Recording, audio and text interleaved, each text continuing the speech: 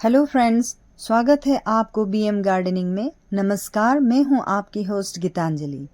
Friends, एक खास drought tolerant plant जो बहुत ही पॉपुलर है और पॉपुलर सकुलेंट प्लांट, हम जिसको इंडोर और आउटडोर गार्डनिंग में उगा सकते हैं। और ये कमाल का है, ये राजस्थानी गुलाब, जिसको हम एडेनियम और डेजर्ट रोज के नाम से भी जानते हैं।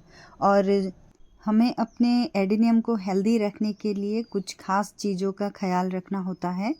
और ये जो एडेनियम होते हैं, इसके निचले हिस्सा फुला हुआ रहता है, जिसको हम कॉडेक्स कहते हैं। और इसी कॉडेक्स में इसका पानी और भोजन जमा रहता है। एडेनियम को ज़्यादा पानी पसंद नहीं होता है और इसको ओवर वाटरिंग की वजह से रूट रॉट भी हो जाते हैं। तो इसीलिए हमें इसका जो पानी है ध्यान रखना होता है। और एडेनियम के हम अगर बात करें तो इसके बहुत सारे वैरायटीज़ मिलते हैं, खास करके 6 वैरायटीज़ में मिलते हैं। एडेनियम ओबेसम जो है वो हम मोस्टली अपने गार्डन में हाउस प्लांट के हिसाब में यूज़ करते हैं। और एडेनियम अरेबिकम जो है वो बोनसाई के रूप में ज़्यादातर इसको पसंद किया जाता है, क्योंकि एडेनियम अरेबिकम जो होता है उसका कॉडेक्स थोड़ा बड़ा होता है, फुला हुआ रहता है। तो फ्रेंड्स, आज हम इसके रीपोर्टिंग कैसे करें, इसके मिट्टी मैंने कैसे तैयार किया है, तो ये सारे वीडियो मैं आपके साथ शेयर कर रही हूँ। तो बने रहिए फ्रेंड्स। जो भी नए फ्रेंड्स जुड़े हैं, प्लीज़ लाइक एंड सब्सक्राइब कीजिएगा। फ्रेंड्स, अगर हमें एक हेल्दी पौधा चाहिए तो हमें हमेशा अपना जो पॉटिंग मिक्स होता है वो हमेशा हेल्दी बनाना चाहिए। और एडेनियम की बात कहें तो इसको पोरस मिट्टी बहुत ही पसंद होती है, इसमें पानी रुकना नहीं चाहिए। इसके जो गमले या क्यारी होती है उससे पानी निकल जाना चाहिए। और हम लाइट वेट पॉटिंग मिक्स बनाएंगे तो ज़्यादा बेहतर रहता है, जैसे कि परलाइट। और मैंने यहाँ पर ये जो कार्बोनाइज्ड राइस हक्स है वो बहुत ही बेहतरीन होता है, बेहतर एक फर्टिलाइज़र होता है ये एडेनियम के लिए।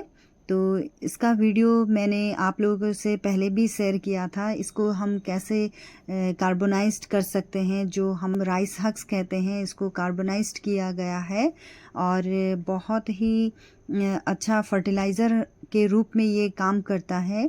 एडेनियम में हम अगर इसको देंगे तो हमारा जो सॉइल मिक्सचर है बहुत ही अच्छा बनेगा।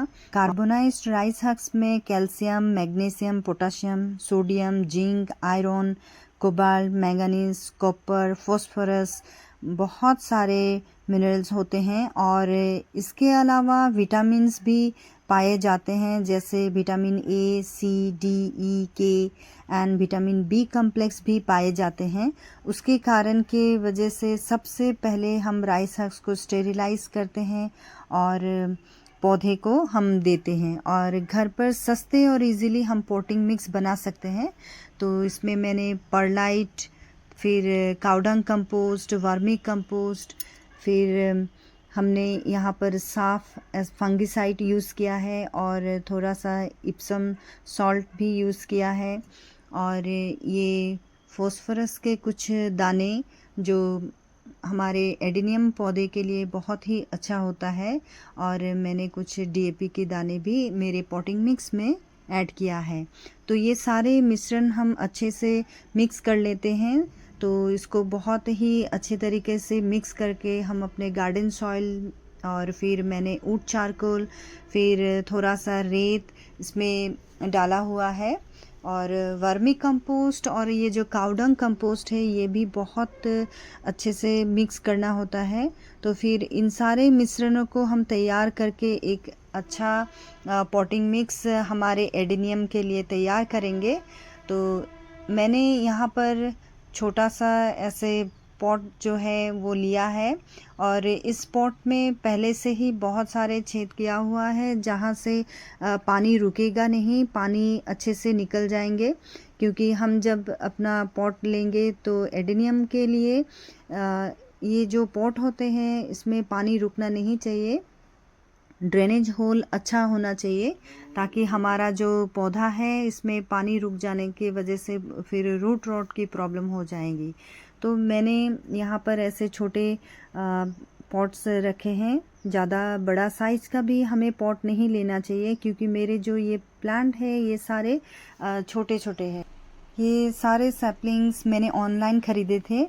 तो आज मैं रिपोर्ट करूँगी, देखते हैं कैसे आया है ये छोटे छोटे सैपलिंग्स।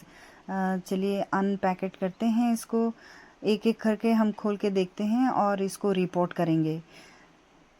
तो ये जो एडेनियम का निचला हिस्सा होता है ये हर साल ये ग्रो होते रहता है, और ये 12 इंच पर ईयर में ग्रो होते रहता है।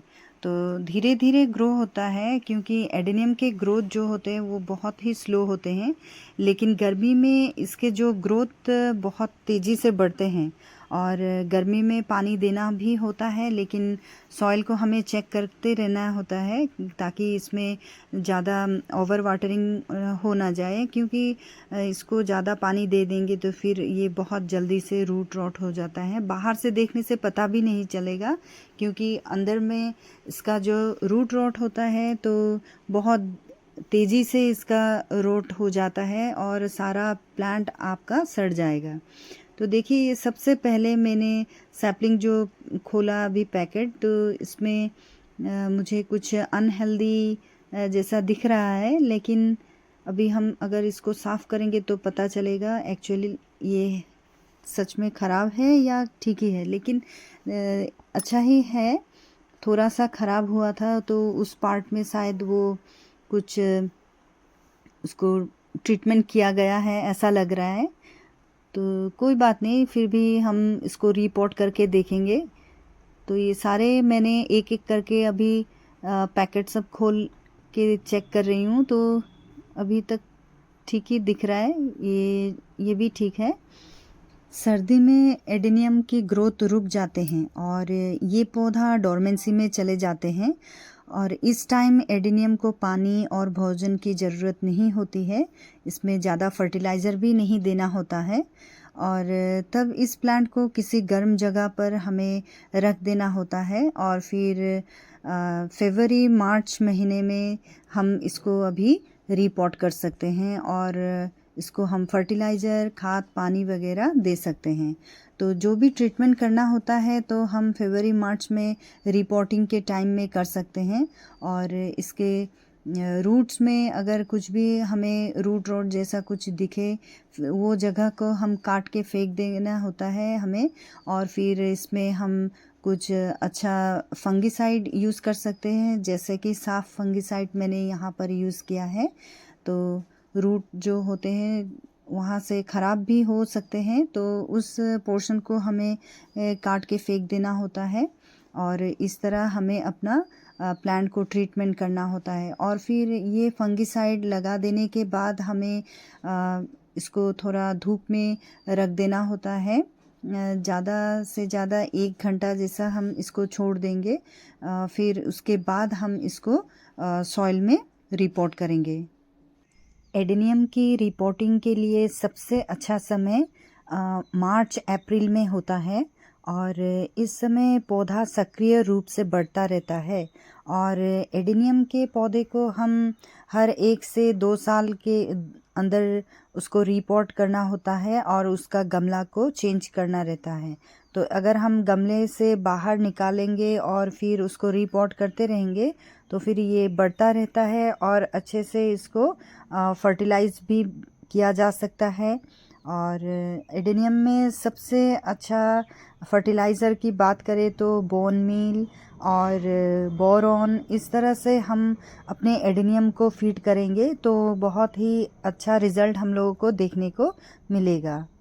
मॉनसून के मौसम के दौरान अपने एडेनियम को छटाई या रिपोर्टिंग से हमें बचना चाहिए, क्योंकि इस दौरान रूट रॉट की ज़्यादा प्रॉब्लम दिखने को मिलती है। इसी वजह से हमें इसको जब पानी भी देते हैं तो हमें हमेशा ध्यान में रखना होता है कि हमें रोज़ाना पानी नहीं देना है। और गर्मी में हम इसे रोज़ाना पानी दे सकते हैं, लेकिन बारिश के मौसम में हमें पानी ज़्यादा नहीं देना है। और ज़्यादातर प्लांट्स एडेनियम के जो है उसमें कीड़े वगैरह नहीं लगते हैं, लेकिन छोटे स्पाइडर माइट्स ऐसे कुछ दिखते हैं जो हम नीम ऑयल से स्प्रे करके उसको हम हटा सकते हैं। लेकिन सबसे ज़्यादा प्रॉब्लम इसकी होती है रूट रॉट की, तो उसकी वजह से हमें हमेशा पानी का बहुत ही ध्यान रखना होता है फ्रेंड्स।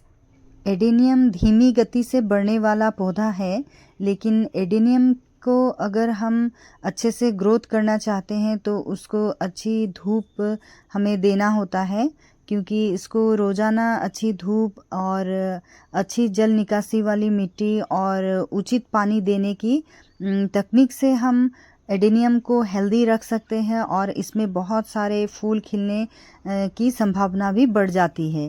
और कटाई और पोषक तत्व संबंधित हमें सही देखभाल करना चाहिए। तो सही देखभाल करने से हम अपने एडेनियम को हेल्दी रख सकते हैं।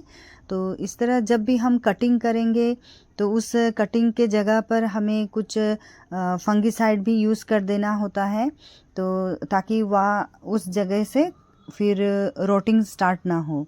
तो हम इस टेक्निक से या ऐसे हम केयर कर सकते हैं, तो इस तरह हमें भी बहुत सारा फूल खिलेंगे हमारे फ्रेंड्स। आज का वीडियो आपको कैसा लगा प्लीज़ मुझे कमेंट कीजिएगा, और अच्छा लगे तो लाइक एंड सब्सक्राइब भी कीजिएगा, बेल आइकन को दबाना मत भूलिएगा।